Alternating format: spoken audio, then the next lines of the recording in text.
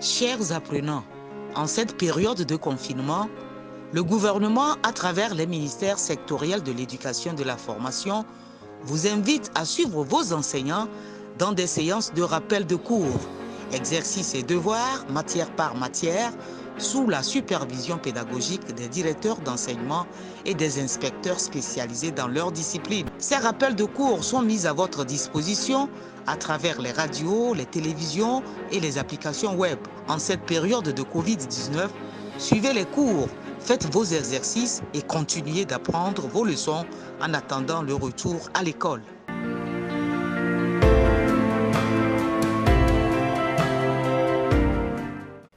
Chers élèves, bonjour. Je me nomme Baguedou Essobiou, chargé des cours d'histoire, géographie et d'éducation civique et morale au lycée de Hedjranawe à Lomé.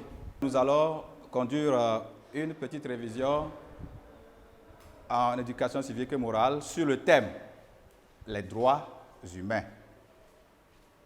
Alors, nous allons nous appesantir sur l'implication des enfants dans les conflits armés. Alors, quels sont les objectifs assignés? Qu'est-ce que nous attendons de vous, chers élèves, dans cette petite révision? À la fin donc de cette séance de révision, je dois être capable de définir la notion d'enfant soldat et de présenter les causes et les conséquences sociales et psychologiques de leur enrôlement dans les conflits armés. Mais avant d'aller dans le vif du sujet, nous allons nous rafraîchir un peu la mémoire. Nous allons repartir un peu au cours que nous avions déjà étudié dans les chapitres précédents. Nous allons définir quelques notions. Alors, qui peut nous définir ce que c'est que le droit humanitaire, les conventions de Genève? Alors, pour mes chers amis qui sont à la radio, alors définir droit humanitaire, convention de Genève. Je vous donne quelques secondes pour réfléchir. Et j'imagine que chacun de vous a avec lui son cahier de cours et que donc vous allez suivre au fur et à mesure. Voici la bonne réponse. Le droit humanitaire, c'est quoi? C'est l'ensemble des droits complémentaires aux droits de l'homme.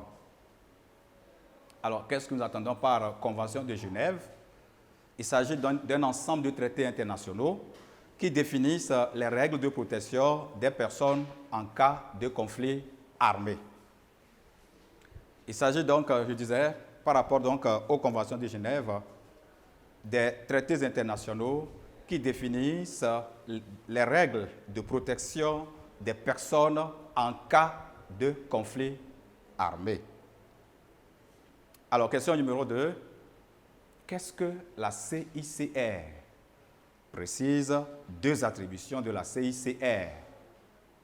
Pour mes amis de la radio, qu'est-ce que la CICR? Précise deux attributions de la CICR. Quelques secondes pour réfléchir ensemble. Alors, la bonne réponse, c'est quoi? La bonne réponse, c'est que la CICR, qui signifie Comité international de la Croix-Rouge, est une organisation internationale humanitaire créée en 1863 à Genève, en Suisse. Alors, quelles sont ses attributions? Elle coordonne et dirige les activités dans les conflits armés. Elle s'efforce à prévenir les souffrances des citoyens. Elle protège et assiste les personnes affectées par un conflit.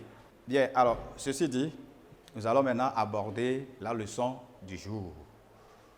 Et nous savons aujourd'hui que dans le monde, des millions de personnes sont affectées par des conflits de tous ordres.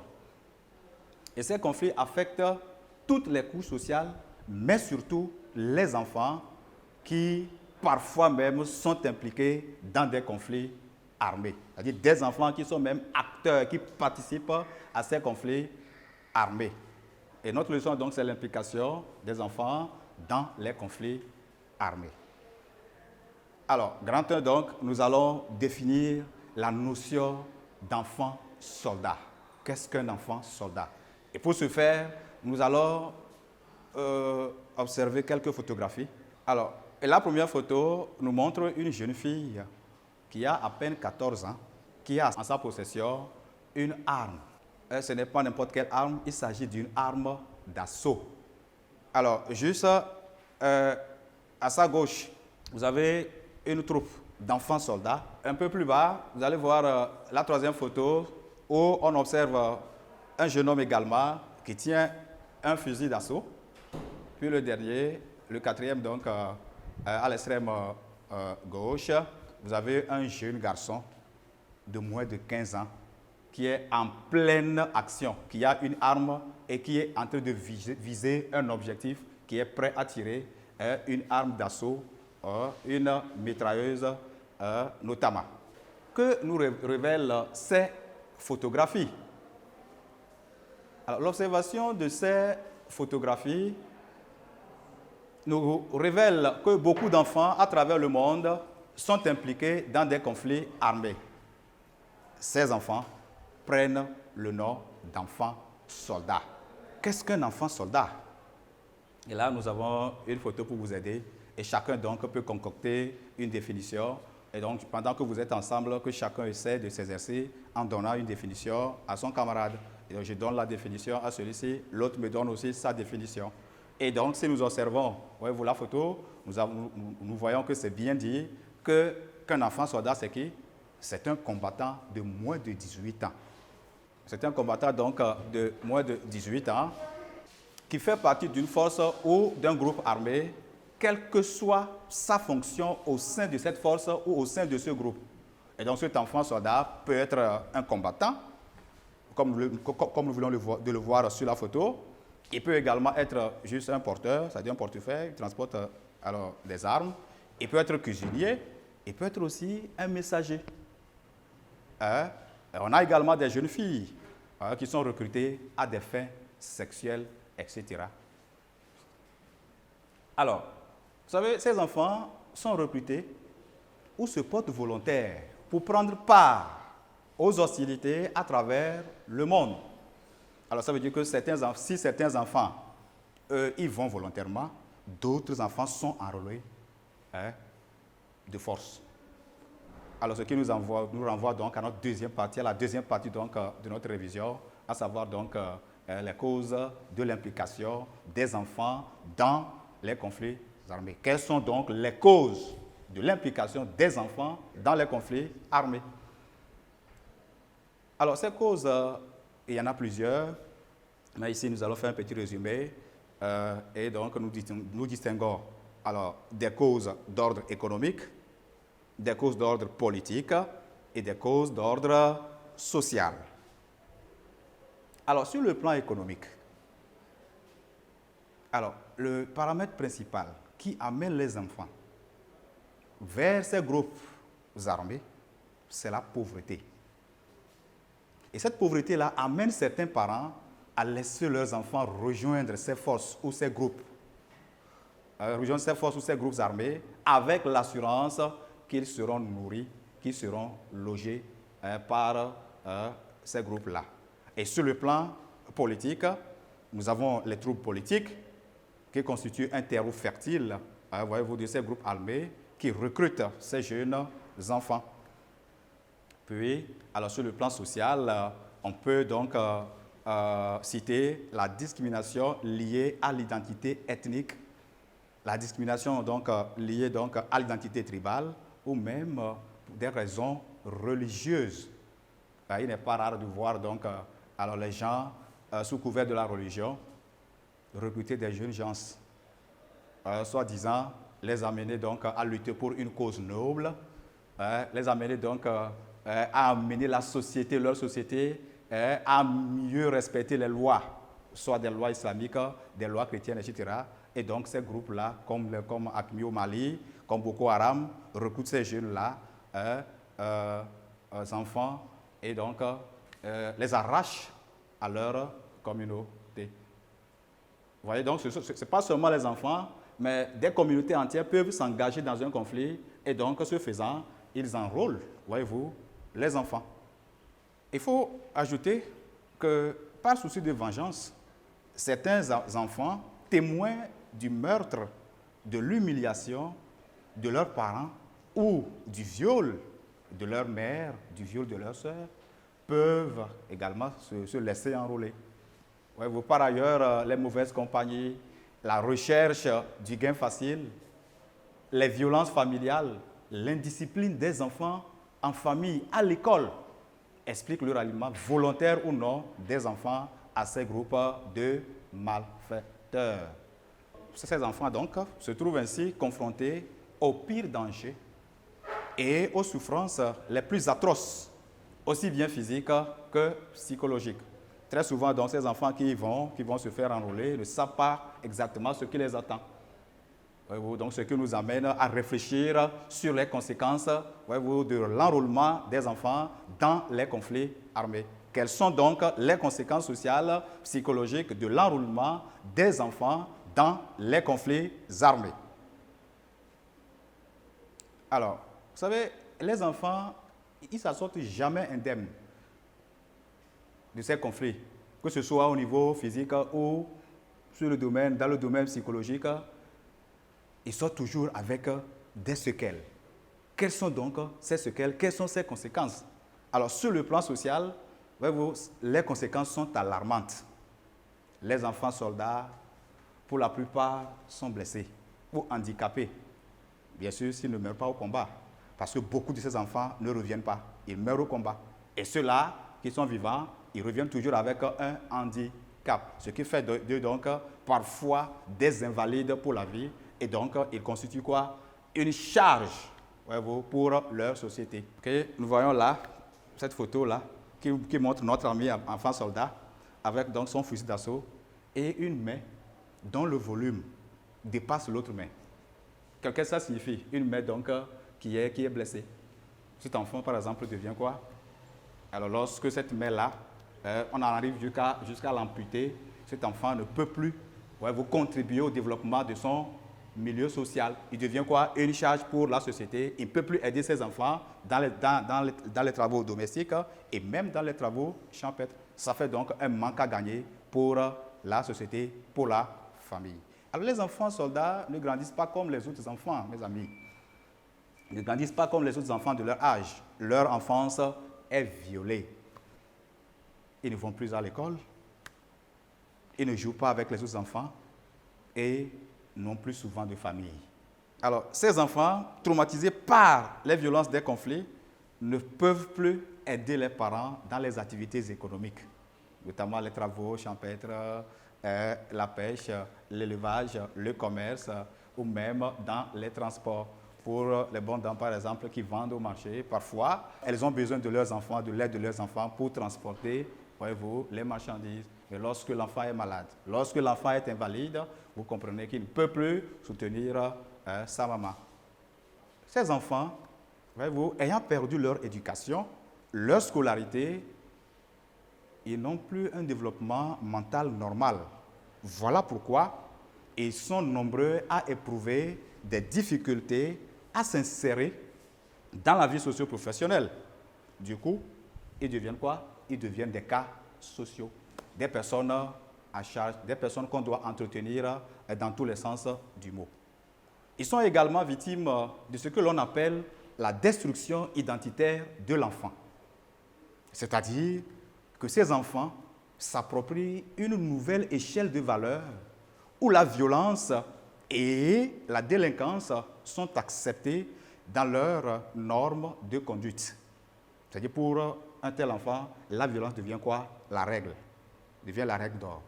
Et donc pour eux, les actes qui causent des traumatismes à d'autres personnes sont des faits normaux et courants de leur réalité.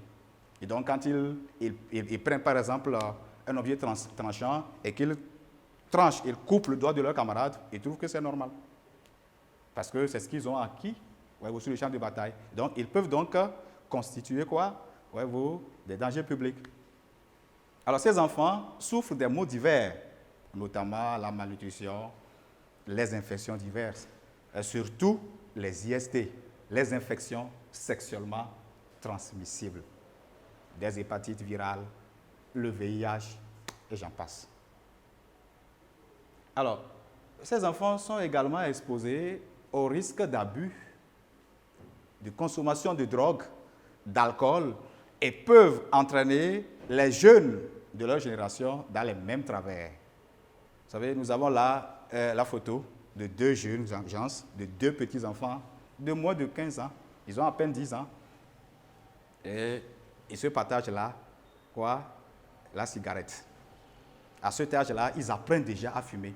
Et lorsqu'ils prennent l'habitude, quand ils reviennent dans leur société, ils reviennent dans leur famille, ils ne peuvent plus cesser, ils deviennent dépendants et ils peuvent entraîner donc leurs camarades dans leur sillage. Alors, les jeunes filles sont également victimes de viols, de grossesses non désirées et sont souvent séparées de leurs enfants qui malheureusement sont eux aussi abandonnés et peuvent donc subir les mêmes souffrances que ces enfants. Alors, quelles sont les conséquences psychologiques de l'enrôlement des enfants dans les conflits armés? Et donc, sur le plan psychologique, donc, les enfants soldats sont témoins et acteurs, voyez-vous, d'actes très violents. Voyez-vous, ce qui les marque profondément au niveau psychologique. Alors, ils souffrent de traumatismes psychologiques qui expliquent certains de leurs comportements. Donc, suite à ce qu'ils ont vécu, ils sont parfois violents. Voyez-vous, ils sont agressifs envers leurs copains, leurs amis, leur famille et leurs professeurs. Ils font des cauchemars. Ils ont souvent des nuits cauchemardesques. Ils ne dorment pas bien. Voyez-vous, ils ne supportent plus l'autorité, quelle qu'elle soit familiale ou à l'école. Ces enfants-là ne supportent plus l'autorité parentale. Ils ont également des difficultés de concentration. Ils ne peuvent plus continuer les études aisément comme les autres. Voyez-vous, ils souffrent de dépression mentale. Ils ont souvent des hallucinations, des troubles mentaux, etc. Donc, ils développent la dépendance vis-à-vis de certaines substances telles que la drogue, le tabac, l'alcool, etc. Ils sont psychologiquement faibles et présentent des prédispositions particulières par rapport aux vices sociaux comme la prostitution, le viol, le vol à main armée, le gangstérisme, etc., etc. Alors, qu'est-ce que nous pouvons retenir de tout ce que nous avons observé là? Et donc, nous allons faire une petite récapitulation. On retient donc que les enfants sont impliqués dans des conflits qui, somme toute, ne les regardent même pas. Et ces conflits laissent malheureusement sur ces enfants, sur leur famille et même sur la société des conséquences sociales et psychologiques graves et parfois irrésistibles. Alors ces conséquences sont graves au point qu'il faut une prise de conscience individuelle et collective pour éviter de se retrouver piégés par des groupes armés, quelle que soit leur nature. Voilà pourquoi, alors, nous devons prendre une décision à tous les niveaux. Parce que l'éducation civique et morale, ce n'est pas juste pour vous permettre d'avoir les notes. L'objectif essentiel, c'est de pouvoir impacter le comportement du citoyen. Voilà pourquoi, donc, je décide, eu égard à ce que, alors, j'ai suivi. Alors, au niveau de l'enfant que je suis, je vais me consacrer résolument à mes études. Et je comprends que seul le travail libère. Voilà pourquoi je décide de ne plus jamais recourir à la violence ou au gain facile. Alors, de ne plus fréquenter des groupes de malfaiteurs, quels qu'ils soient religieux ou non. Mais que ferai-je? Je m'engage à faire quoi? Je décide de les dénoncer et donc d'éloigner le terrorisme de mon pays. Alors, au niveau des parents, il est important, au niveau des parents, de prendre des mesures, des dispositions qui puissent aider nos enfants à avancer, à ne pas se laisser faire. Il s'agit donc de consacrer quoi? Un peu plus de temps à nos enfants. Il y a des parents qui sont tellement occupés qu'ils ne savent même pas ce que leurs enfants font à la maison et à l'école. Et au niveau des établissements scolaires, il faut également des mesures, il faut également des actions, il faut sensibiliser les apprenants sur les dangers de rallier ces groupes armés. Alors j'espère que vous me suivez, surtout mes amis qui sont à la radio, qui me reçoivent à la radio. Et au niveau des communes, il faut organiser également des débats réguliers pour sensibiliser les enfants. Mais il ne s'agit pas simplement de prendre des décisions, mes amis. Et ces décisions-là doivent être traduites dans les faits. Nous devons donc changer non seulement de mentalité, mais poser des actes concrets. Et voilà pourquoi au niveau de l'enfant, j'arrête avec la consommation du tabac, de la drogue et des stupéfiants. Je romps définitivement avec le ghetto, avec ces groupes où on va apprendre à fumer, à prendre de la drogue. Et je m'engage alors à m'éloigner de tout ce qui ne m'encourage pas à avancer dans mes études. Je vais sensibiliser mes camarades à partir de vidéos que je vais prendre, ça et là, surtout que je vais prendre sur Internet. Et donc, je vais sensibiliser mes camarades sur les dangers que l'on court lorsqu'on joint, on s'allie à un groupe armé ou à un groupe de malfaiteurs. Je vais également encourager mes amis à quitter ces groupes tout simplement, surtout les groupes de gangsters, les groupes de prostituées, les groupes de consommateurs et de trafiquants de drogue. Alors, au niveau familial, que devons-nous faire en tant que parents d'élèves? Je m'engage en tant que parent d'élèves à réserver désormais au moins 10 minutes d'écoute à chacun de mes enfants par jour, afin de créer à la maison un cadre protecteur, un cadre de sécurité où l'enfant peut s'épanouir, où l'enfant peut s'exprimer. Alors, je m'engage également en tant que parent à régler les problèmes de famille à la maison et les problèmes scolaires à l'école. Alors, et je ne m'arrête pas là. Je m'engage à faire quoi d'autre? Je vais au-delà de ce que je fais à la maison, je m'engage également à aller au sein de l'école de mon enfant une fois au moins dans le mois pour m'informer de l'évolution du travail et du comportement, voyez-vous, de mon enfant. Alors, au niveau des établissements scolaires, alors, les chefs d'établissement donc ont pour responsabilité de veiller, voyez-vous, à créer, à mettre en place un comité de veille et d'écoute pour accompagner les élèves, surtout certains élèves qui sont vulnérables, qui sont prédisposés. Voyez-vous, à multiplier également des activités culturelles afin de sensibiliser, d'entretenir et de former au mieux les élèves sur la non-violence et sur la culture de la paix.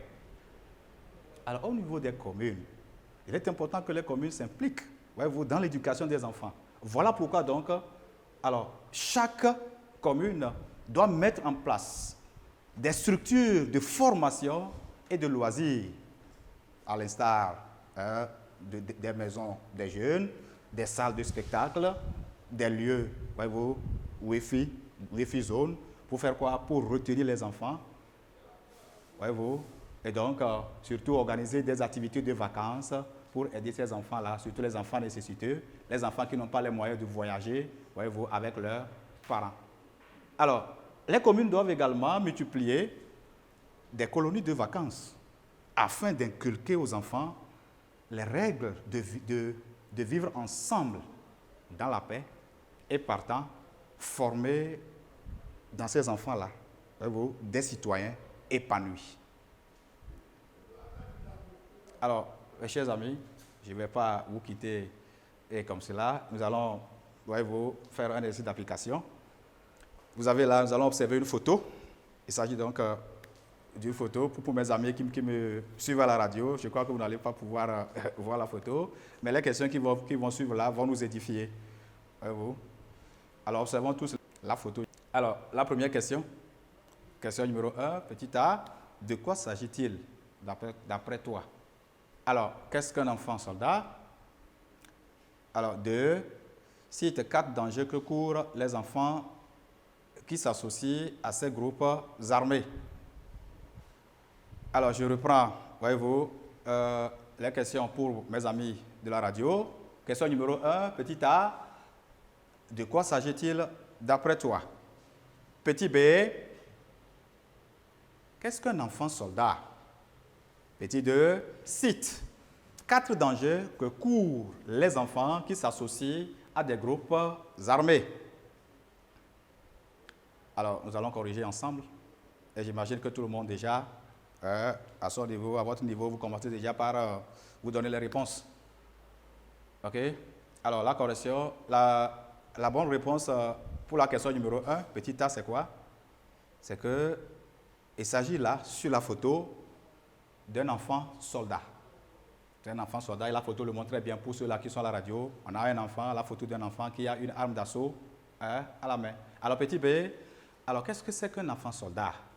Alors, un enfant soldat, comme nous l'avions déjà vu plus haut, c'est quoi? C'est un individu qui a moins de 18 ans, mais qui fait partie d'une force ou d'un groupe armé, quelle que soit la fonction qu'il exerce au sein de ce groupe. Donc, cet enfant peut être un combattant, un porteur, un cuisinier, etc. Alors, la question numéro 2. Alors, 4 dangers que courent les enfants soldats, les enfants donc, qui s'associent à ces groupes armés. Entre autres, moi je vais commencer et vous allez terminer.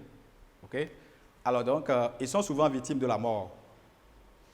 Et lorsqu'ils ne meurent pas, ils s'en sortent avec des blessures graves qui en font des invalides pour la vie. Alors, ces enfants, généralement, perdent leur enfance. Ils ne grandissent pas comme les autres enfants.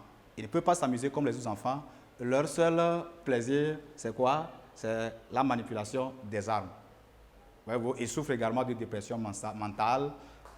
Ils développent la dépendance vis-à-vis de certaines substances telles que la drogue, le tabac, l'alcool, etc. Bien. Alors, chers élèves, vous allez prendre pour la prochaine fois un exercice pour la maison. Vous irez donc approfondir ce que nous avons étudié ce matin. Alors, question numéro 1, donc, cite 2 facteurs qui amènent les enfants à rejoindre les groupes armés. Je reprends pour mes amis de la radio. Cite 2 facteurs qui amènent les enfants à rejoindre les groupes armés. Question numéro 2. Propose 2 mesures pour aider à la réinsertion des enfants soldats dans la vie professionnelle. Je reprends pour vous, chers amis de la radio. Question numéro 2. Propose 2 mesures pour aider à la réinsertion des enfants soldats dans la vie professionnelle. Question numéro 3. Ton ami fréquente un ghetto et tente de te convaincre à l'y accompagner. Prépare en 10 lignes des arguments pour le convaincre à renoncer à cette vie. Je reprends pour mes amis de la radio, je reprends lentement la question numéro 3. Ton ami fréquente un ghetto et tente de te convaincre à l'y accompagner. Prépare en 10 lignes des arguments pour le convaincre à renoncer à cette vie. Alors, chers élèves, je vous remercie de votre attention que je trouve soutenue. Et donc, avant de vous quitter, je voulais vous rappeler que, chers élèves, que les examens auront bel et bien lieu. Alors, comme le dirait un adage populaire, qui veut voyager loin, ménage sa monture. On n'attend pas le jour de l'examen pour commencer à se préparer. Voilà pourquoi je vous invite tous à vous mettre au travail. Chers élèves, vous préparez le bac 2. Et vous savez très bien qu'avec le bac 2, alors, il faut une bonne maîtrise. Parce que l'examen en soi crée une pression autour des élèves. Ce qui fait que si vous n'avez pas une bonne maîtrise de ce que vous voulez aller faire, vous n'avez pas une bonne maîtrise de vos cours, la seule pression même de l'examen fera que dans la salle d'examen, vous n'allez pas vous retrouver. Et très souvent, les sujets, que ce soit en éducation civique et morale, et même en toutes les matières, en terminale, on vous demande généralement de faire des synthèses. On vous demande un effort de synthèse. Et pour synthétiser, c'est que vous devez maîtriser la substance. Si vous n'avez pas une bonne connaissance de la substance, vous ne saurez pas Voyez-vous, synthétiser. Vous ne pouvez pas, par exemple, lorsque on vous fait un mélange de mil, de sorgho et du haricot, vous ne pouvez pas, par exemple, synthétiser le mil du reste si vous n'avez pas une bonne connaissance de ce mil-là. Et donc, je vous invite à repartir à vos cahiers, à travailler d'arrache-pied pour que d'ici là, voyez-vous, on puisse passer l'examen dans de bonnes conditions. Chers élèves, je m'appelle Agozo Kofi Sena. Je suis inspecteur de l'éducation nationale chargé des enseignements d'histoire, géographie et de l'ECM. Et tout à l'heure, vous avez suivi le cours sur les enfants soldats, un cours que nous avons préparé pour vous, surtout vous les élèves de la classe de terminale. Pourquoi ce cours? Nous avons constaté que vous, élèves en classe de terminale, vous n'aimez pas suivre le cours de l'ECM. Il y a certains parmi vous qui quittent carrément la classe aux heures de ECM, laissant le professeur seul. Bon, ceux qui acceptent de rester dans la classe, soit c'est qu'ils ont pris leur cahier pour faire des exercices de maths ou bien de physique, etc. Ça ne nous honore pas. Parce que si on vous pose la question, vous dites que, bon, et au bac 2, il n'y a pas de l'éducation civique et morale. Mais retenez d'abord que l'éducation civique et morale, comme la dénomination l'indique, c'est une éducation pour la vie, dans tous les domaines. Donc, vous avez besoin de ces informations pour vous-même d'abord, pour être un bon citoyen, pour être un bâtisseur de ce pays, pour être un leader de demain. Donc, je vous invite à suivre les enseignements d'histoire, de géographie, mais surtout de l'ECM avec vos enseignants. Il y a d'autres qui disent, bon, ok, ça ne vient pas à l'examen, pourquoi se gêner? Oui, ça ne vient pas à l'examen pour le moment, mais du jour au lendemain, l'autorité compétente peut décider de faire de ECM une matière fondamentale. Si vous n'avez pas suivi le cours et l'autorité décide que ECM devient une matière obligatoire, est-ce que c'est en ce moment que vous irez attraper vos professeurs pour vous faire le cours ou comment? Donc, le mieux que moi je peux dire, en tant qu'inspecteur, c'est de suivre ce cours. Parce qu'à tout moment, l'autorité peut dire, bon, ECM est devenu une matière obligatoire au bac 2. Je vous remercie et à très bientôt.